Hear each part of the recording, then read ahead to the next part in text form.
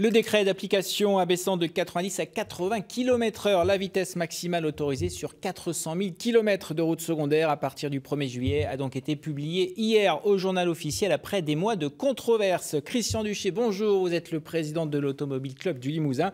Alors vous étiez dès le départ opposé à cette mesure, le décret publié. Est-ce que toutes les manifestations que vous avez organisées avec des motards à Tulle, à Guéret, à Limoges, finalement elles n'ont servi à rien ?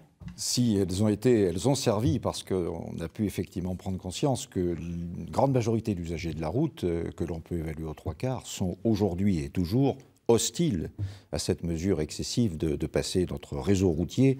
On parle de 400 000 km. Ce matin, on m'a annoncé 1 million de kilomètres, que le réseau de routes secondaires serait effectivement bien supérieur à ces 400 000 km. Alors l'argument de la dangerosité de ces routes sans séparateur central, vous ne l'entendez pas ? Nous l'entendons. Ce que nous entendons surtout, c'est que les automobilistes, motards, usagers de la route, sont des utilisateurs raisonnables et responsables, et qu'à des endroits, il y a effectivement des vitesses qui peuvent peut-être encore être réduites pour les rabaisser à 80, voire peut-être à des seuils inférieurs, mais que la majorité du réseau, sur la majorité du réseau aujourd'hui, on peut continuer à rouler à 90 km/h. J'écoutais France Inter hier sur une situation précise d'accidentologie avec un carrefour qui était sur un endroit sur lequel il y avait eu plusieurs accidents. Sur ces secteurs-là, probablement que la vitesse doit être réduite.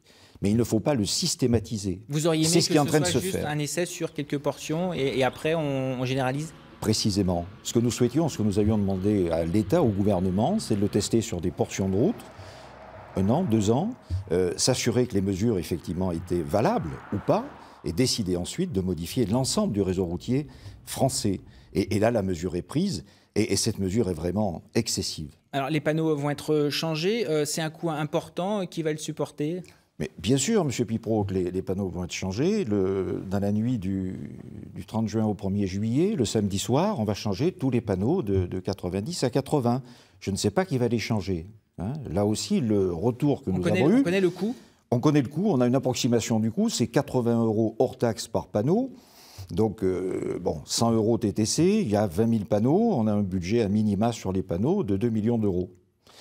Comme tous ces panneaux, bien sûr, ne seront pas remplacés, ne pourront pas matériellement être remplacés dans les délais, il est prévu de mettre des sacs plastiques pour les recouvrir.